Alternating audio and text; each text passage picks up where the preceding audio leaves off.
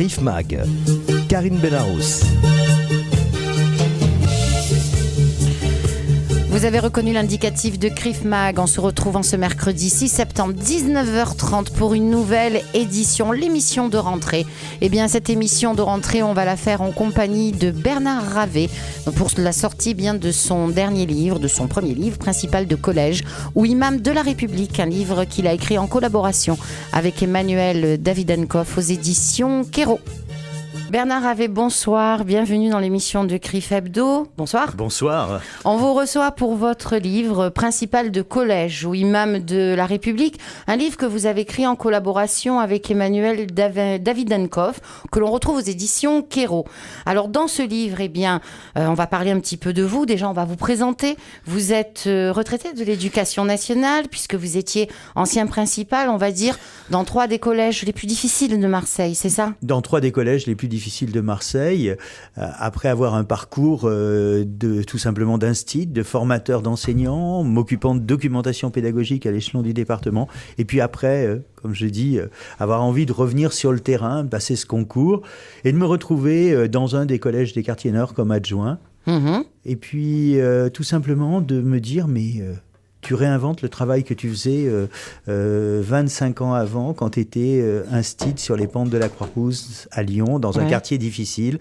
Et d'un seul coup, je me suis impliqué, passionné, et peut-être, comme ne font pas d'autres collègues, j'ai fait, pour ainsi dire, toute ma carrière dans ces collèges difficiles, parce que je pense que c'est là où on a l'occasion de mettre en pratique ces idées. C'est là où on a l'occasion d'être quelque part, vous connaissez la fameuse formule de la Maïf, l'assureur militant, d'être plus qu'un fonctionnaire et d'être vraiment militant. Alors pas militant politique, militant, je dirais, pour la cause de ces enfants, parce que ces enfants sont souvent...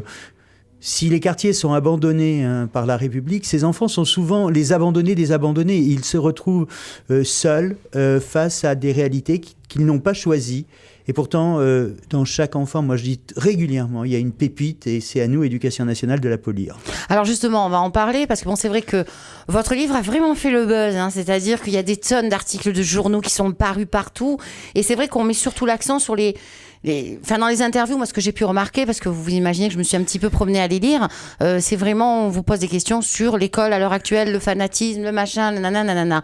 Maintenant, moi, je considère qu'on n'en arrive pas comme ça, par hasard, en 2017, et peut-être on va faire un bond en arrière, et j'aimerais que, déjà dans un premier temps, vous nous parliez de votre début de carrière, de ce que vous avez constaté quand vous avez débarqué dans ces écoles dans les quartiers nord de Marseille, parce que vous l'expliquez bien, vous le documentez bien dans votre livre, vous expliquez bien des difficultés déjà au niveau de la logistique, au niveau du nombre d'élèves, et au niveau de l'environnement, et aussi de la peur que vous avez pu avoir certaines fois.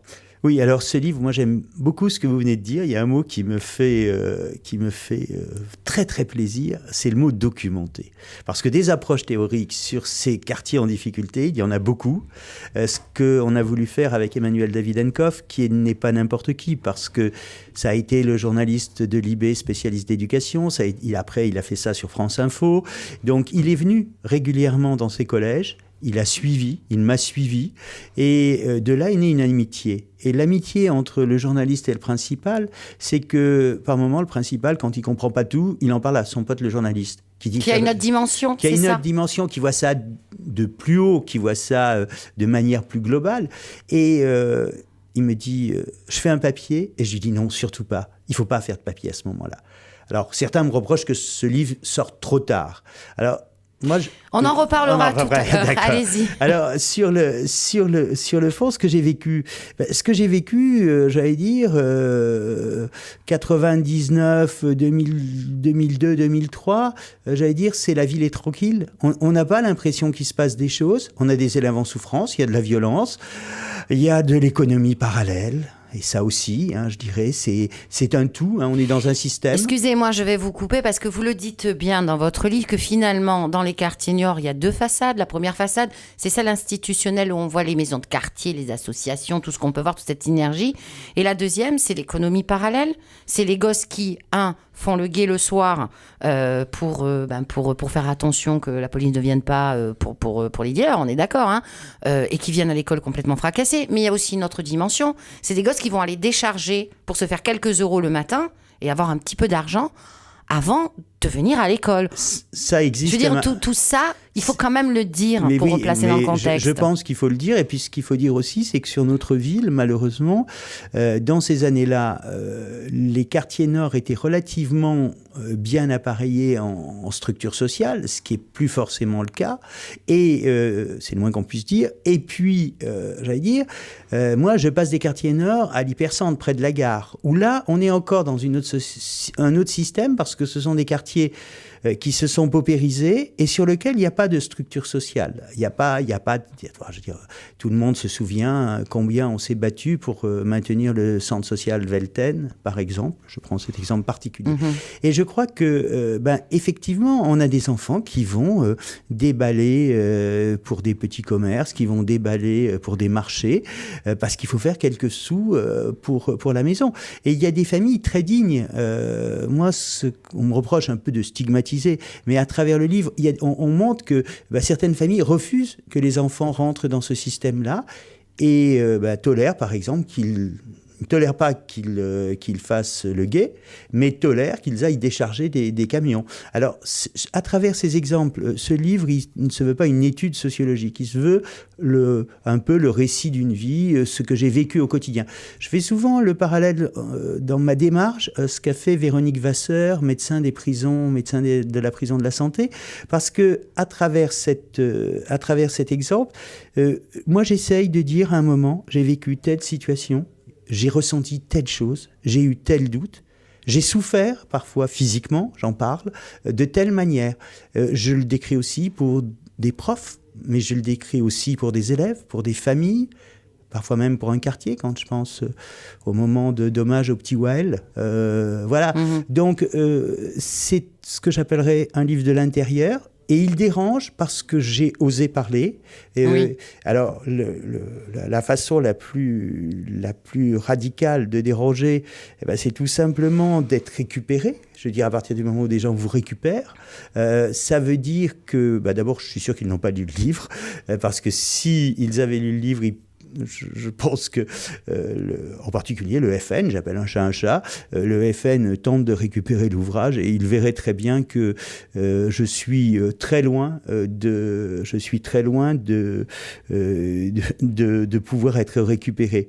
D'un autre côté, moi, ce que j'ai essayé de transmettre dans ce livre, c'est aussi de l'espoir. C'est aussi de l'espoir. C'est pas tout noir. Et on en parlera tout à l'heure parce que on termine toujours sur note d'espoir parce qu'il y a toujours des solutions. En revanche, on va rentrer aussi dans le vif du sujet parce que ce que peut-être certains vous reprochent, c'est de nommer les choses et de dire les choses. Alors, je vous le disais tout à l'heure, on en a parlé un peu hors antenne. Il y a deux choses. Il y a une quinzaine d'années, un collectif de professeurs avait déjà alerté en sortant un livre qui s'appelle « Les territoires perdus » de la République, où un collectif de profs alertait sur la montée de l'islamisme, on va le dire, assez radical dans les écoles, de l'antisémitisme aussi qui pouvait y avoir là-bas, mais pas que ça, du sexisme, de l'homophobie, de tout ce qui pouvait un petit peu gangréner. Et deuxième point, en 2004, il y a ce fameux rapport Orbin, qui à l'époque, en 2004, a été un peu étouffé quand même. Et on se retrouve avec vous, où en revanche, paf, il y a une explosion. Et vous nommez ces choses-là, de votre expérience, il y a des extraits assez terribles dans ce livre, des extraits qui font peur quand vous parlez de votre surveillant, qui finalement, c'était lui qui en sous-manche faisait rentrer certains bouquins. Quand vous parlez, vous allez même jusqu'à parler une famille d'arrivants israéliens que vous êtes obligé de déscolariser pour le remettre dans les... Enfin, on a l'impression d'être... Enfin, ça fait peur quand même, Bernard Havé. Alors, ça fait peur, c'est ce que j'ai vécu. Très violent. C'est très violent parce que la situation est violente. Certains disent, oui, ce livre date, on parle de faits de 2004. Je ne suis pas convaincu aujourd'hui que les faits, tout pourrait se reproduire, que des profs prennent des canettes et viennent, parce qu'elles viennent enseigner en jupe et se faire traiter de pute et de salope, je pense que ça peut se reproduire dès demain matin. D'un autre côté, vous faites allusion au rapport au bain. Je crois que le livre est étroitement lié au rapport au bain. Vous parliez tout à l'heure de ce qu'on appelle le petit livre, hein, qui est devenu bientôt quelque chose que toute la France connaît maintenant. Quand j'ai vu cette chose apparaître, je le raconte dans le livre, cette espèce de suite d'événements, hein, une prof qui entre un élève qui dit oui, il faut couper la main d'un voleur, et puis qui égrène les principes de la charia dans son cours de 5e, et c'est pas un mauvais élève, et c'est un gentil. On se dit, mais c'est ça qui est paradoxal. Oui, c'est ce qui est paradoxal, c'est qu'on se dit ce gamin. Il parle de sa bonne foi à lui. Et d'un seul coup, notre système pouvait pas imaginer que des élèves allaient opposer des approches religieuses aussi radicales à un professeur en cours. C'est-à-dire que quelque part, cet enfant, en lui-même, il était dans son système de référence. Et qu'est-ce qui se passe quand on découvre quand la prof lui demande d'où vient ce petit livre, il lui dit de la mosquée. De quelle mosquée ? De la mosquée, non pas une adresse ou un nom de mosquée, de la mosquée du surveillant. Et il s'avère qu'après recoupement, ce surveillant était dans cette mosquée. Et puis après recoupement, et le recoupement, c'est les renseignements généraux, j'ai pas peur de le dire. Et moi, qu'est-ce que je fais de là où je suis ? C'est ça, c'est ce que j'allais vous demander. Qu'est-ce que je fais ? Comment vous réagissez quand vous êtes face à ça ? Je sais pas réagir. Et comme je sais pas réagir, je sais que l'inspecteur général Aubin fait ce rapport, est en train de le rédiger. Je rentre en contact avec lui. Il vient dans l'établissement. Il audite l'établissement. Et l'affaire du surveillant, qui aujourd'hui prend, une ampleur nationale, en 2004, existe mot pour mot dans le rapport Aubin. Ce qui m'a conduit à écrire ce livre, ce qui m'a conduit à sortir du silence, c'est que après les attentats de Charlie Hebdo, de l'hypercacher et de la jeune policière tuée, Aubin est entendu, Jean-Pierre Aubin est entendu à la commission d'enquête parlementaire, au même titre que tous les ministres de l'Éducation qui se sont succédés depuis 10 ans. Et il choisit, pour illustrer son propos, et c'est encore en ligne sur le site du Sénat, choisit de prendre comme illustration à son propos l'affaire du Petit Livre de Marseille. Mais c'est plus le collège, un collège de Marseille, c'est un collège nommé, avec un principal nommé, Bernard Avé. Donc à partir du moment où il y a cet événement-là, et que dans un des collèges, en décembre, se repassent des choses assez compliquées, je me dis, tu as un devoir de témoigner. Vous savez, il y a le devoir de réserve, et là, j'ai senti à un moment que, en tant que citoyen principal de collège, avec mes valeurs, avec mon approche, je suis traité par certains médias de laïcard, je le revendique quasiment, parce que la laïcité, c'est le respect de toutes les religions, et ça, je crois que le jour où les gens l'auront compris, et on le voit dans le bouquin, à un moment, le laïc concède à ce qu'on fasse la prière des morts, parce qu'un élève comorien décédé dans ce crash aérien qui a endeuillé la ville de Marseille, parce qu'on reçoit le principal du collège avec lequel on est jumelé, où ce petit garçon, Wael, est allé, il a un correspondant, et puis le correspondant est là, il a plus son correspondant en face, c'est dramatique, et le collègue, on est dans un pays où il y a une religion d'État, me dit naturellement, on va dire la prière des morts. Qu'allais-je faire ? Lui dire non. Et d'un seul coup, j'avais la chance de connaître cette prière. Je me dis finalement, c'est une prière universelle. Et on est bien, et puisqu'on est, dans le propos aussi de dire, on est bien on a quand même de la chance dans cette ville. Moi, j'ai vu des classes travailler sur cette fabuleuse exposition du MUSEM, les lieux saints partagés en Méditerranée. Oui, les mémoires partagées. Oui. Et là, à un moment, et l'événement est bien avant l'exposition, qu'on soit clair. Et à un moment, je me dis, Eh ben, être laïque, c'est aussi admettre ça. Alors, il y a des solutions. Comment faire pour que l'école retrouve, eh bien, on va dire, sa valeur première? Vous parliez de laïcité, donc d'intégration aussi. Comment faire? Il doit y avoir des solutions, un point d'optimisme, parce que c'est vrai que le tableau qui est dressé, on le voit. Moi, je le dis souvent. On n'en arrive pas, c'est vrai, on en a parlé en 2017, comme ça, avec cette violence, avec ce fanatisme, avec des gosses qui, à 17, 18 ans, vont se faire sauter complètement en France, deviennent des kamikazes et des terroristes, on peut dire le mot, puisque c'est le mot juste. Mais il y a quand même des solutions pour récupérer les enfants à l'école, parce que tout part de là. Alors, moi, je pense qu'il y a des solutions. D'abord, c'est pas qu'à l'école, c'est de dire, et je pense que le politique a un pouvoir important, il faut le mettre en face de ses responsabilités, c'est de dire que la nature a horreur du vide.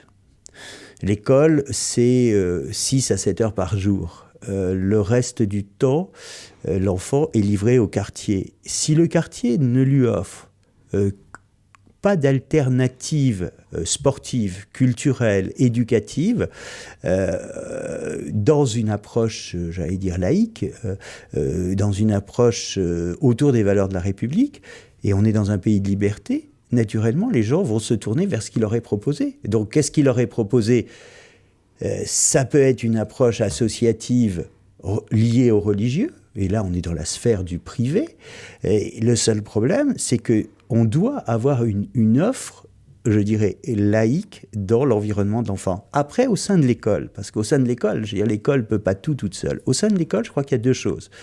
Il y a déjà une prise de conscience, et je pense que les attentats de 2015 et le refus de la minute de silence, qui a été quand même, j'allais dire, ça a été plus efficace que le rapport Robin. Alors, et il faut attendre quand même un certain nombre d'années entre le rapport Robin et le refus de la minute de silence, 11 ans. J'allais dire, l'école a quand même évolué. Najat Vallaud-Belkacem organise des assises de la laïcité. On met un correspondant laïcité dans chaque établissement. Je dirais presque, j'ai eu la chance d'être reçu la semaine dernière par Jean-Michel Blanquer, où notre discussion était assez informelle. Je suis à la retraite, j'écris un livre, il est ministre, mais on a un échange. Et un échange qui est particulièrement intéressant. Parce qu'il dit quoi ? Il le reprend un peu dans sa réponse à l'interview du Figaro de lundi. Il dit quoi ? Il dit « La République, elle doit être droite dans ses bottes. On ne doit rien lâcher sur ce qui est les principes fondamentaux. Le liberté, égalité, fraternité. Et surtout, je crois que l'espoir, elle est à 2 niveaux.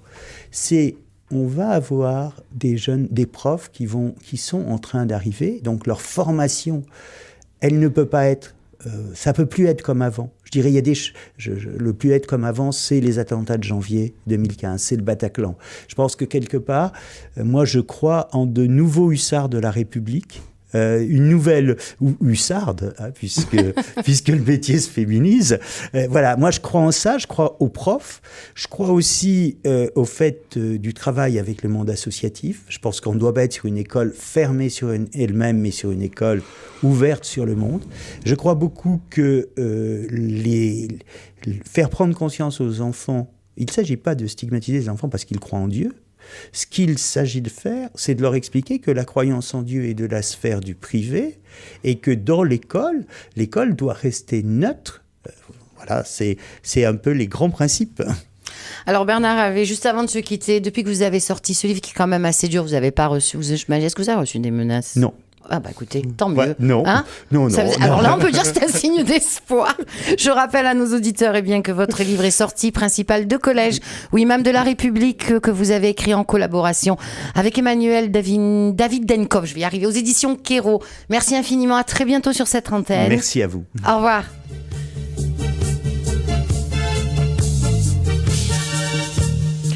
Crève Mag est terminé pour aujourd'hui. Prochaine édition, la semaine prochaine. Bonne soirée à toutes et à tous.